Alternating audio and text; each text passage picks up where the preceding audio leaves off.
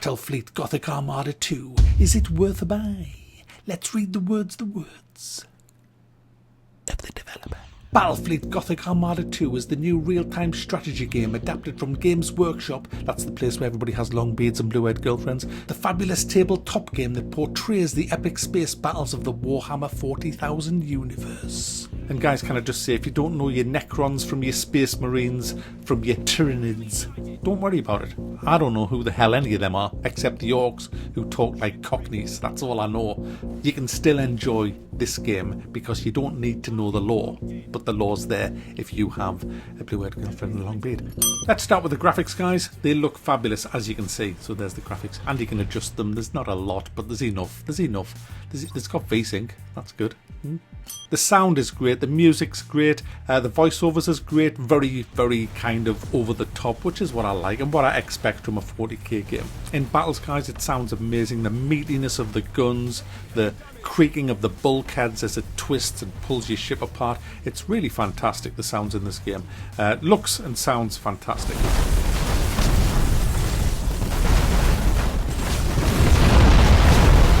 Reporting successful boarding action.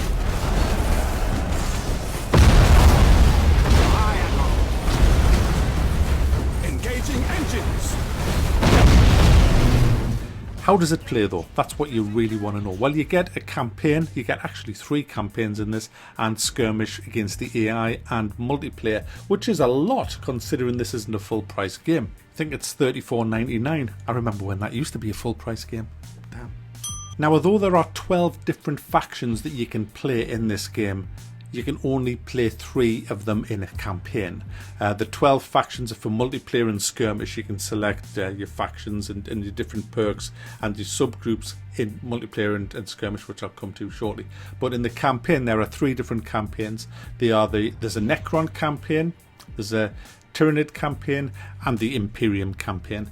So when you start the single player, you start off in the prologue, which is the Imperium prologue, and that's pretty much a tutorial.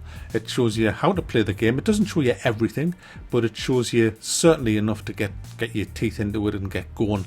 It is a bit daunting when the tutorial suddenly stops because it doesn't tell you. It just, you get used to kind of being told, select that, go there, buy this, go there, and you can kind of think, but why, and it's just kind of telling you all these things, and all of a sudden it's like, I'm telling you, f*** all now, mate. And you kind of shit yourself and you're just looking at all these things and it's like, what? Who are they? What's that mean? And it's like, because I don't know the lore or anything. I mean, you know, it's kind of weird. So it was quite daunting for me at first, but like I say, after about an hour, I kind of knew what everything was, knew what the different attacks were. I kind of worked out how to do different things. I mean, for starters on the combat, I actually thought the power-ups only lasted about 30 seconds, but it's actually a stance that your ships stay in. So I was diving into battle and not putting on any of me buffs at first because I didn't know what the hell I was doing. But, you know, as I say, you kind of...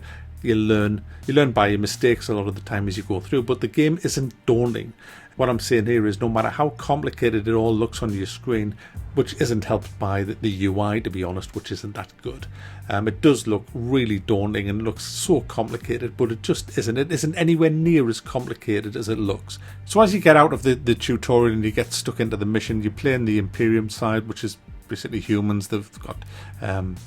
good armor on the ships, artillery and all kinds of abilities. They build the ships in the shipyards and pretty much like a lot of the other factions, everything's based on resources.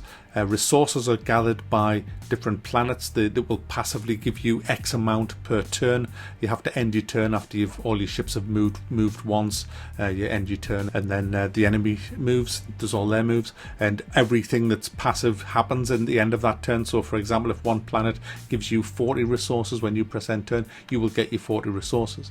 Now, you can level these up to give you more resources. Each thing can be leveled up 3 times. They're called points of interest for some odd reason, but that's what they're called, points of interest. And this goes with your shipyard as well. You get a shipyard, you can level that up to level 3. Now once you've done that, you can then get bigger and better ships, level 3 ships in fact. And to level them up, it takes time. You have to spend a bit of money to say, right, I wish to level this up, but it might take 2 or 3 turns to level it up after that. So it's not sort of instant. Some things are instant, like repairs. You can instantly repair your ship. You can instantly build a ship as well, which is a bit odd. That kind of ruins immersion. You just say, right, I want that ship. Right, there you go, it's built. And it's already in your fleet and everybody's happy, and you know, it's a bit. But I'm pleased you can do that, because it saved my ass so many times just quickly recruiting a new ship. Coming on to the ships, there's lots of different ships that you can buy in this game. Obviously they cost a lot of money, and the bigger and better the ship, the more money it's going to cost. Also, the higher attack value it has. Your fleets are limited to a certain number of attack, and that's a pretty low number to start with, but as you do more and more missions and do more and more battles, you earn what's called Renown. Now your Renown levels you up as well. Now when your Renown gets to the next level, you will be given a reward, a series of rewards. Most of them are passive, like you might get a couple of hundred resources or maybe more. You might get, well, you will definitely get your fleet strength increased, so that means that number that I talked about will actually rise, so you can put more powerful ships into your fleet without going over the number. Because this kind of, I don't know what the number's called, but we'll just call it the number. When you go into battle with the enemy, each encounter might have a cap limit on this attack number. So for example, if the battle cap is 700 and you put 3 fleets in there which come to 1,300, you cannot put all of your ships into that battle. What it does is it will just randomly select which ships. It'll put the first couple of fleets in, but then it'll take random ships out of the final fleet to make up as close as it can to the 700 number or whatever the limit is for that battle. If in that battle you lose a ship, it will bring in one of the other ships that you have waiting as a reinforcement, which is alright, I guess. I just wish you could choose which ships you could actually put in there, but you can't. Another thing which I'm going to moan about is you can't actually swap ships from different fleets, which is bizarre. Absolutely freaking bizarre. I mean, I've had like ships that I've had fleets that have little tiny ships in them that I kind of wanted rid of, little scout ships, but I didn't want to destroy them because they are very useful, especially in some of the domination modes, which I'll come to in a second. But I couldn't transfer them to a new fleet to make way for a bigger ship. I had to actually destroy them, and you only get 25% of the resources back. It's bizarre that you can't. I just don't understand why you can't do that. That needs adding. Really does. I mean, I know they've streamlined the game a lot to try and make it a bit more user friendly, and I'm pleased to have, because I like this one way better than Battlefleet Gothic Armada 1. It's just things like that that's missing, that are kind of head scratching things. Anyway, back to the actual how you play the game. So during each turn, like I say, you capture different planets. If there's an enemy fleet there, you have to defeat that fleet to capture that planet. When you capture the planet, you get all the resources from that planet. You can then level it up to get more resources to upgrade your shipyards and things like that. There's lots of planets and lots of systems with lots of planets in. So you travel from system to system, you build up your fleets more and more, you get more and more money coming in, which allows you to recruit new leaders, new fleet captains. Now these are the people that have the abilities, the really good abilities. So you might have 2 identical ships with completely different abilities, and that's down to the guy who's at the helm of that actual ship, the captain of that ship. They're the ones that have the really cool abilities. So it pays you to really have a good look before you bring a new fleet in to make sure you're getting the right abilities for your playstyle. There's so many different abilities. That's what I like about this game. So many different things that you'll see on the battlefield, especially with the Necrons. I love the Necrons, which I'll come to in a second as well. Now you do get quests that you have to complete, and once you get a quest, you need to get it done rather quickly, because at the bottom right there is a threat level. Now the longer you hang on to that quest, the higher that threat level becomes. Once you've done the quest, the threat level drops. Now what the threat level indicates is invasions from enemy factions. So you can't cover every planet. You'll have maybe 2 or 3 fleets. Well, you'll get more fleets as you go further into the game, but you know, the ratio of fleets, so your ships to planets, is ridiculous. So you can't defend every planet all the time. Now once the threat level gets high, you will see an intended attack represented by an arrow, which will say enemy's going to attack that in 2 or 3 turns. You need to get your fleets over there quickly, or you will lose that planet and its resources.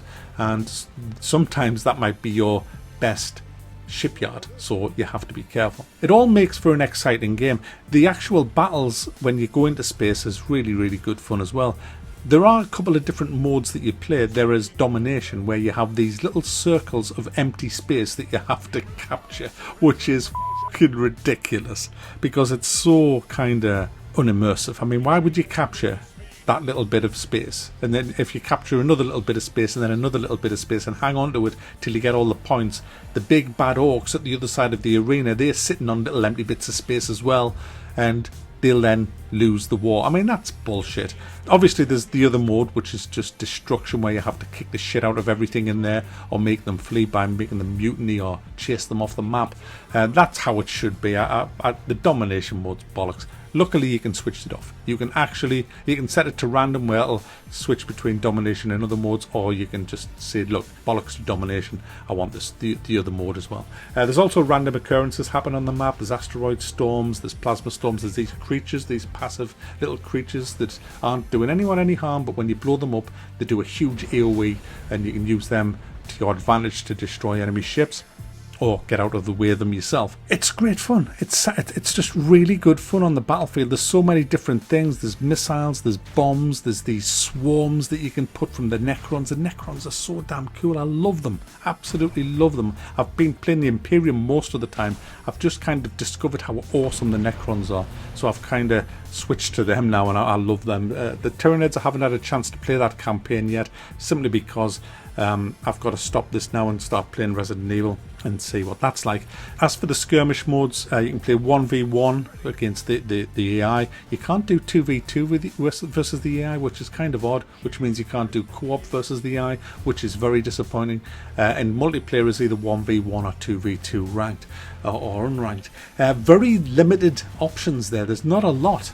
Really, I'm quite disappointed with all that. I would have liked to have done at least 3v3, and certainly would have liked to have done co-op in skirmish. But you can do co-op in the campaigns, which is fabulous. I mean, you can bring in another player in the campaigns and play this through in co-op. So that's great. The whole game is great, to be honest with you. If you're looking for a really good space game, a real-time strategy game in space, although it is turn-based in the sense of once you've moved everything and you've done all your battles, you end your turn, but it is all real-time. The battles is real-time. You can slow it down to slow motion as well, which is a really nice touch, or you can speed it up. So overall, guys, I absolutely love this game. It is way better than I thought it was going to be, and it is definitely worth a buy.